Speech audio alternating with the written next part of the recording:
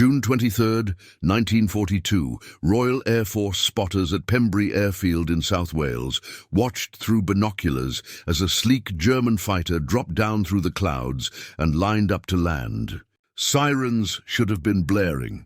Anti-aircraft guns should have been tracking the enemy plane. But something about the pilot's approach felt strange. The Focke-Wulf 190 touched down smoothly on the grass runway and rolled to a stop near the control tower. The engine went quiet. The canopy slid back, and Oberleutnant Armin Faber of Jagdgeschwader II climbed out of the cockpit, removed his leather flying helmet, and looked around at the unfamiliar surroundings. Then the realization hit him hard. The aircraft parked nearby were not Messerschmitts. They were Spitfires. The uniforms running toward him were not Luftwaffe grey. They were Royal Air Force blue. And the shock that hit Faber in that instant was the same realization spreading through British intelligence stations across southern England.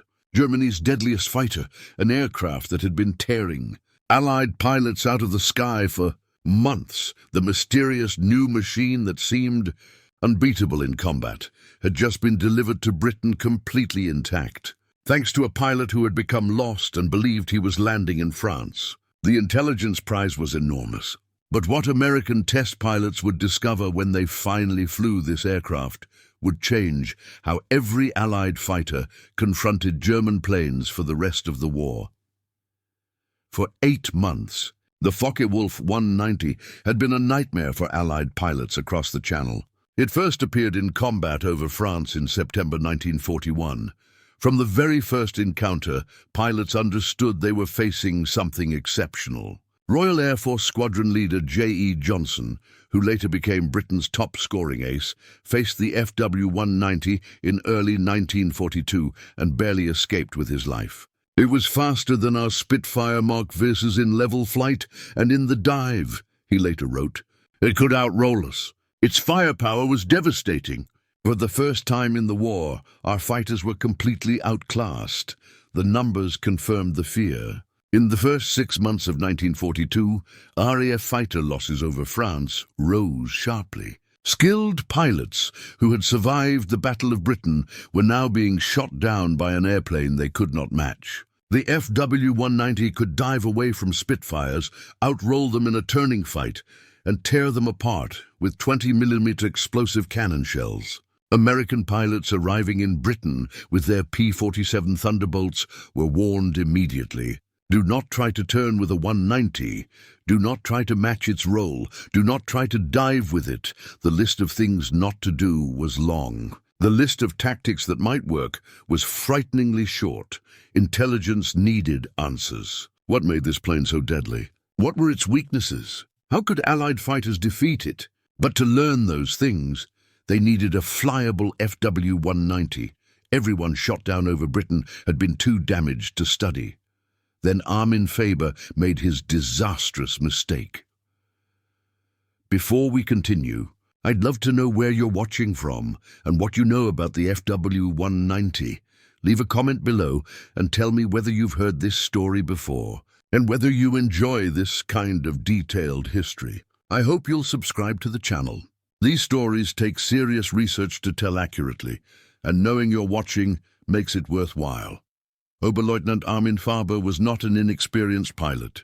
At 21 years old, he had already scored multiple victories and was regarded as a skilled pilot in Jagdgeschwader II, the elite Richthofen fighter wing. On June 23, 1942, he was flying as part of a fighter sweep over the English Channel, providing high cover for German bombers striking coastal targets. The mission had gone well until the return flight. Somewhere over the Channel, during intense maneuvering while engaging British fighters, Faber became disoriented. Clouds hid the coastline. The sun's position misled his sense of direction. And when he broke through the cloud layer and saw a green landscape with an airfield below, he made a simple but fatal assumption. He believed he was over France, looking at a Luftwaffe base. In reality, he was over Wales, looking at RAF Pembrey. The mistake seems unbelievable now, but combat confusion was far more common than militaries admitted. Pilots flying at high speeds through cloud cover, pulling heavy G-forces that affected blood flow to the brain, sometimes lost all sense of orientation. Faber had completed a 180-degree turn during the dogfight and never realized it. When he landed and saw the Spitfires around him, he tried to restart his engine and take off, but RAF ground crews were already closing in. Within minutes, he was captured, and British intelligence officers were examining the untouched Focke-Wulf 190A that now sat on their runway. The reaction at RAF headquarters was close to celebration. Air Chief Marshal Sholto Douglas, commander of RAF Fighter Command, immediately ordered the aircraft moved to the Royal Aircraft Establishment at Farnborough for testing. Every part of the machine was to be studied in detail. Within 48 hours, the FW-190 was at Farnborough being examined by Britain's best aviation engineers. What they discovered matched exactly what Allied pilots had been struggling with in combat. The aircraft was a masterpiece of practical engineering. While the Spitfire represented graceful aerodynamic beauty, the FW-190 was built for brutal efficiency. Its BMW 801 radial engine produced 1,700 horsepower, compared to the Spitfire Mark IV's 1,770, but raw horsepower was only part of the explanation. The FW-190's most decisive advantage was its roll rate. The aircraft could snap from one banking angle to the other faster than any Allied fighter. This seemingly small feature completely changed air combat. When a Spitfire tried to follow an FW-190 through rolling maneuvers, it simply couldn't match it. The German pilot could reverse direction, gain positional advantage, and line up a firing solution before the Allied pilot could react. British test pilot Captain Eric Brown flew the captured FW-190 extensively and immediately understood why Allied pilots were being shot down. The ailerons were light and responsive at every speed, he observed. You could throw this aircraft through the air with almost no effort. The Spitfire required skill and muscle. The FW-190 reacted instantly, almost as if it followed your thoughts. The firepower difference was just as shocking. The FW-190A3 carried four 20mm MG-151 cannons and two 7.92mm machine guns. A 2-second burst delivered more explosive power than a Spitfire Mark V could produce in 10 seconds of firing. And the weapons were mounted in the wings, close to the fuselage, creating a tight, deadly shot grouping at typical combat distances. Its dive performance also explained how FW-190s repeatedly escaped pursuing Spitfires. The German fighter's greater weight and cleaner shape allowed it to outdive anything the RAF flew. Pilots who attempted to follow an FW-190 into a steep dive could only watch as the German aircraft pulled farther ahead. But testing also revealed weaknesses, and this is where the intelligence became strategically priceless for the Allies.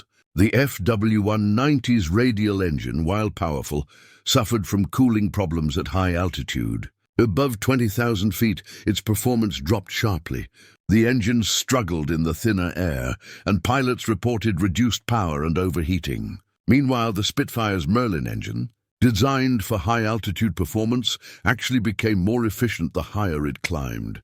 The same heavy weight that made the FW-190 excellent in dives also made it less agile in long-turning fights. The aircraft could outroll a Spitfire, but it could not outturn one in a sustained horizontal circle. If an Allied pilot could force an FW-190 into a long-turning engagement, the advantage shifted to the Spitfire. Even more importantly, American engineers learned that the FW-190's controls became extremely heavy at high speeds. In dives faster than 400 mph, the pilot needed considerable physical strength just to pull out. This created a vulnerable moment. If an Allied fighter could stay on the FW-190 during the dive and attack during the pullout, when the German pilot was fighting heavy controls, it offered a real chance for a kill. British intelligence quickly issued tactical guidance to RAF squadrons. But they also made a move that proved crucial to the broader air war. They invited American test pilots to Farnborough to fly the captured FW-190. In August 1942, U.S. Army Air Forces pilots arrived to study Germany's new fighter. These men would return to the United States with knowledge that would save hundreds of airmen in future battles. Major Cass Hofe, one of the first Americans to fly the captured FW-190, wrote a detailed report that was sent to every fighter unit preparing for Europe. His conclusions were direct and tactical. The FW-190 would defeat any Allied fighter below 20,000 feet if the German pilot knew how to use its strengths. Our advantage is altitude, he wrote. Above 25,000 feet, our P-47s and later Spitfire models have the upper hand. Force them high and we win. Allow them to control the fight at low altitude and we lose. This single piece of intelligence completely reshaped American air combat strategy in Europe. When P-47 Thunderbolt squadrons began flying combat missions in 1943, their doctrine was built around high-altitude fighting.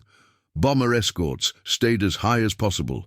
Fighter sweeps operated above 25,000 feet whenever they could.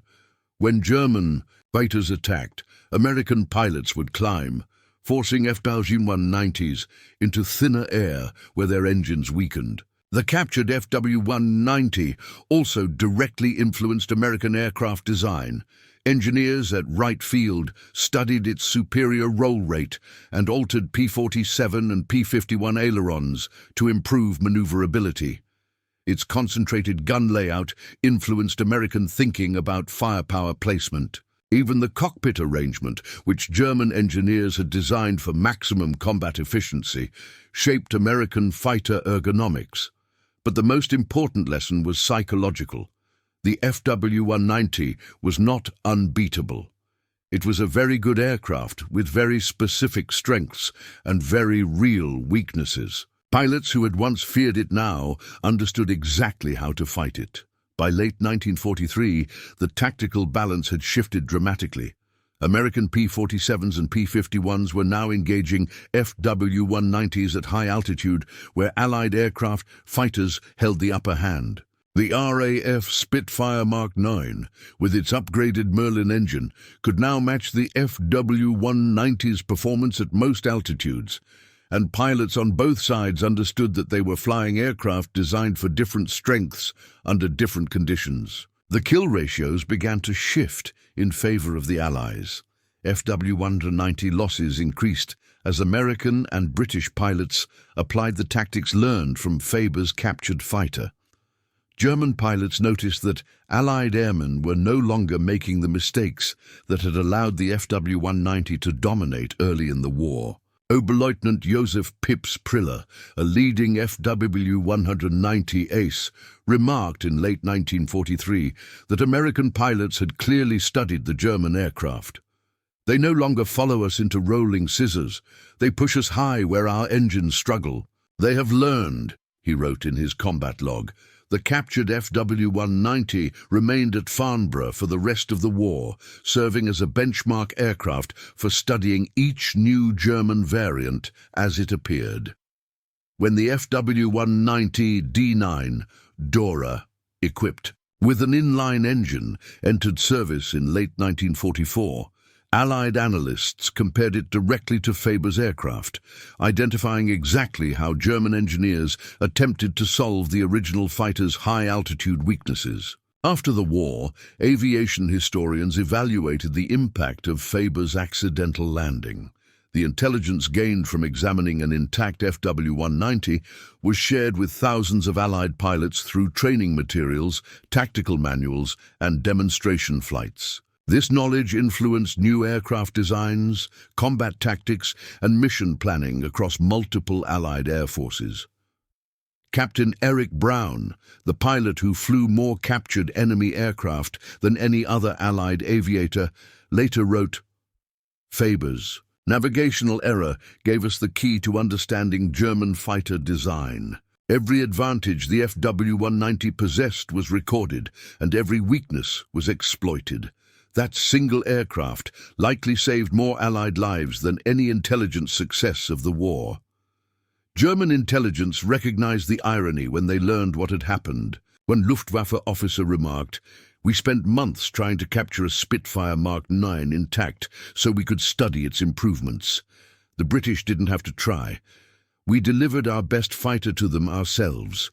Armin Faber spent the rest of the war in a prisoner of war camp in Canada. He survived and eventually returned to Germany, where he lived until 1976. Luftwaffe records indicate that he was initially blamed for the loss of the aircraft, but later evaluations acknowledged that combat disorientation could happen to any pilot. The deeper question became why German intelligence assumed the British would never gain access to an intact FW-190.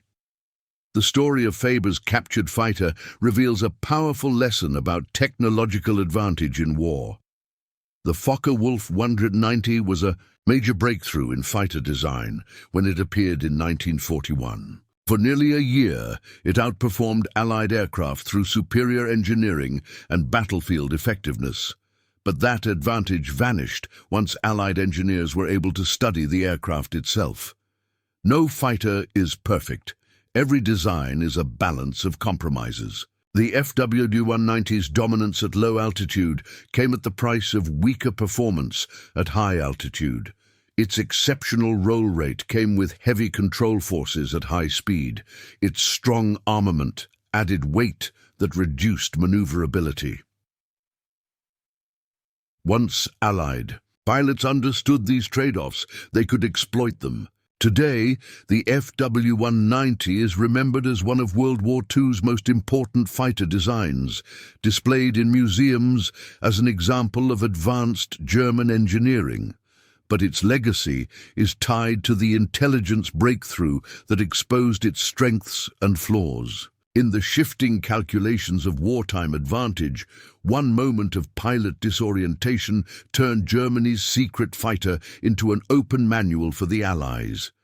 The FW-190 that Armin Faber mistakenly delivered to Britain became the aircraft that taught the Allies how to defeat it. The lesson echoes through military history. Superior technology is valuable, but superior intelligence is decisive. And sometimes, the most significant victories come not from overwhelming firepower, but from a simple mistake that gives the enemy exactly what they needed. The Focke-Wulf 190 might have remained a feared, mysterious aircraft, an unbeatable opponent that continued to claim Allied lives through both performance and psychological intimidation. Instead, it became a classroom tool studied by every Allied fighter pilot, leading to its eventual defeat. One wrong turn, one unintended landing, one intelligence breakthrough that changed the air war over Europe. That is how America gained access to Germany's secret fighter.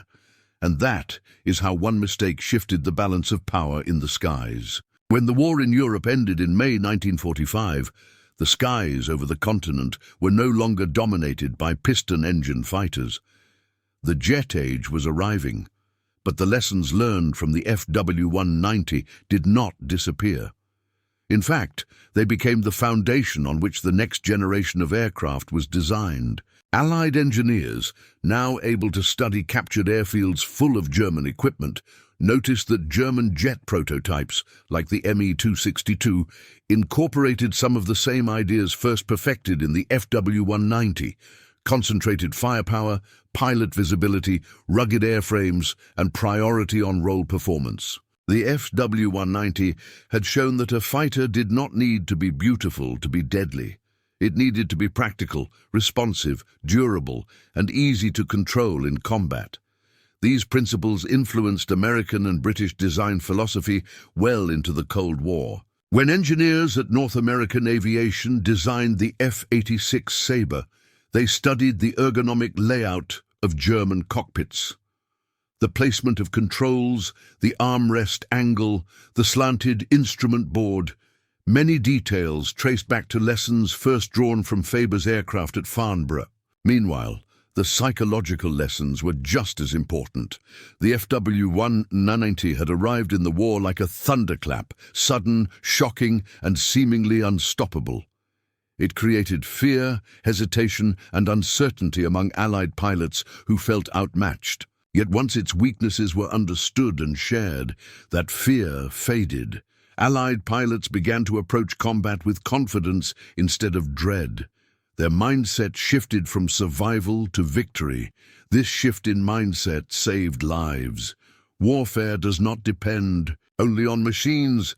It depends on the belief of the people who use them. The F-190 story is a reminder that information can be more powerful than steel and fuel. After the war, surviving F-190s were shipped to museums, research labs, and air bases. One was flown in air shows as a demonstration aircraft. Mechanics took meticulous care of it, knowing they were preserving not just a machine, but a turning point in aviation history. Pilots who had once feared the fighter now flew it casually, explaining to audiences how it handled, how it rolled, how it climbed.